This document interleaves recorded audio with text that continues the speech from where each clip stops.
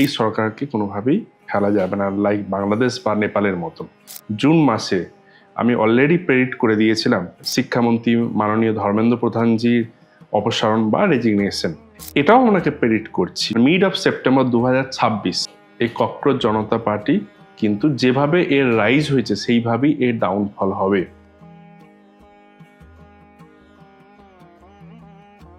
নমস্কার, মহাকাল সাধক রুদ্রায়ণ দেবের পরিবারের আপনাদের আরও একবার স্বাগত। আপনারা যেভাবে ভালোবাসছেন, যেভাবে আমাদেরকে আপন করে নিচ্ছেন, যেভাবে নিজেদের জীবনকে রুদ্রায়ণ দেবের পরামর্শ অনুযায়ী আধ্যাত্মিকতার বেগে এগিয়ে নিয়ে চলেছেন, তার জন্য আপনাদের সকলকে অসংখ্য ধন্যবাদ। আর ধন্যবাদ রুদ্রায়ণ দেবকে, তার কারণ ইন্ডিয়ান সিলিকন ম্যাগাজিনে বেস্ট স্পিরিচুয়াল হিলার অ্যাওয়ার্ড এবছর আপনি পেয়েছেন। আপনাকে সমস্ত পরিবারের সমস্ত সদস্যদের তরফ থেকে অসংখ্য ধন্যবাদ এবং স্বাগত আজকের অনুষ্ঠানে। ওয়েলকাম। এই সব কিছু কিন্তু মহাকালের আশীর্বাদে, মহাকালের কৃপায় এবং যত সমস্ত আমার ভক্তবৃন্দ রয়েছে বা দর্শকবৃন্দ রয়েছে তাদের ভালোবাসায় আজকে আমার এই অ্যাচিভমেন্ট। কিন্তু যেটা নিয়ে আমি শুরুতেই বলবো যে আপনি এর আগের আমরা যখন আপনার সাথে বার্তালাপ করেছি তখন আপনি বলেছেন যে বর্তমান সরকারকে সরানো সহজ হবে না, কিন্তু সিজেপি নামক একটি দল, ককরোচ জনতা পার্টি, তারা যে আন্দোলন করলো তাতে শিক্ষামন্ত্রী পদত্যাগ করতে, ইস্তফা দিতে বাধ্য হলো। এখান থেকে তো অনেকের প্রশ্ন যে একটা মন্ত্রীকে সরিয়ে দিল, তাহলে কি একটা গোটা সরকারকেও এরকমভাবে সরিয়ে দেওয়া যাবে? আপনার কি মতামত? দেখুন, আমি আগেও আপনাকে আমাদের চ্যানেলের মাধ্যম দিয়ে দর্শককে বলেছি এই সরকারকে কোনোভাবেই ফেলা যাবে না, লাইক বাংলাদেশ বা নেপালের মতন। আচ্ছা, কারণ যখন এই সরকার ফর্ম হয়েছিল সেই ফর্মের সময় ওথ সেরেমনির সময় যে জন্মকুণ্ডলী বেরিয়েছিল তার ক্যালকুলেশন অনুযায়ী দেখেছি 2029 সাল পর্যন্ত এই সরকার থাকবে। বেশ, বাট ইন্টারনাল মাঝে মধ্যে কিছু ইস্যু থাকবে, অপোজিশন থেকে অনেক সময় অনেক ধরনের প্রেসার আসবে, কিন্তু সরকার পতন কোনোভাবেই সম্ভব নয়। আচ্ছা, এবার যেটা আসছি যে এই যে শিক্ষামন্ত্রী মাননীয় ধর্মেন্দ্র প্রধানজির অপসারণ বা রেজিগনেশন, আমার সোশ্যাল মিডিয়া পেজেতে জুন মাসে আমি অলরেডি প্রেডিক্ট করে দিয়েছিলাম যে 14 জুলাই থেকে 15 আগস্টের ভেতরে ভারতবর্ষে কোনো একটা স্ক্যাম বেরিয়ে আসবে। নট অনলি দ্যাট, কোনো বড় মন্ত্রীর সেটব্যাক হতে পারে, ল্যাঙ্গুয়েজটা ইউজ করেছিল, সেটব্যাক হতে পারে মানে সরে আসতে পারে।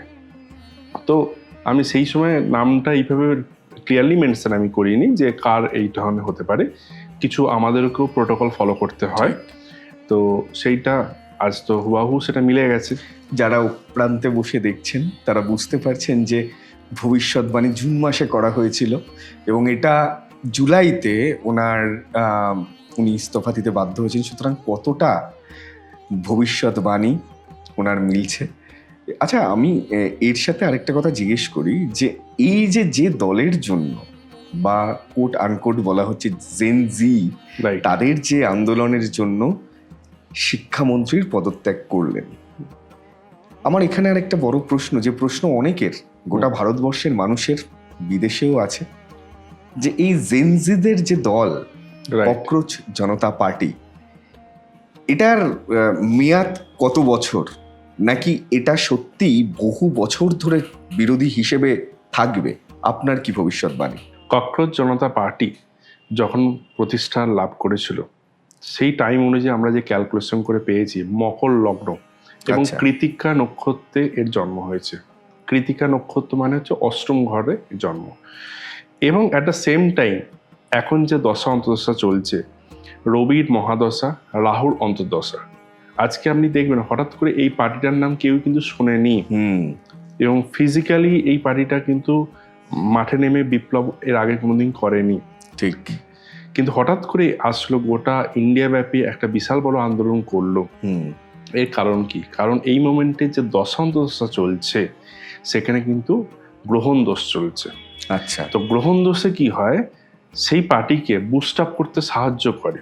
সেই জন্য ককরোচ জনতা পার্টি আচানক একটা মিডিয়ার সামনে প্রচন্ডভাবে হাইলাইটেড হয়েছে এবং গভর্নমেন্টকে, রুলিং গভর্নমেন্টকে একটা প্রেসার দিতে পারছে বা সক্ষম হয়েছে।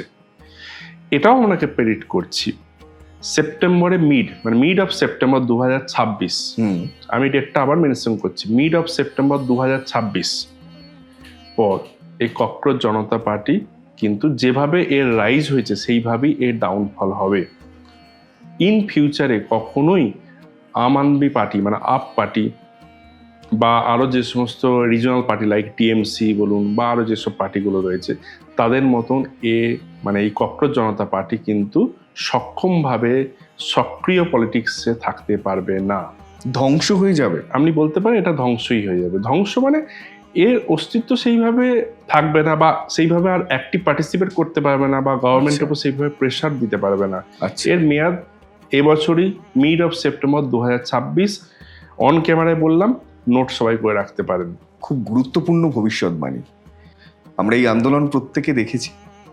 সেপ্টেম্বরেই মহাকাল সাধক রুদ্রায়ণ দেবের ভবিষ্যৎবাণী অনুযায়ী এই জেনজিদের যে দল অর্থাৎ সিজেপি সেটা নাকি ধ্বংস হতে চলেছে। তবে সময় কথা বলবে, সময় এই ভবিষ্যৎবাণী সত্য না মিথ্যে সেটা প্রমাণ করবে।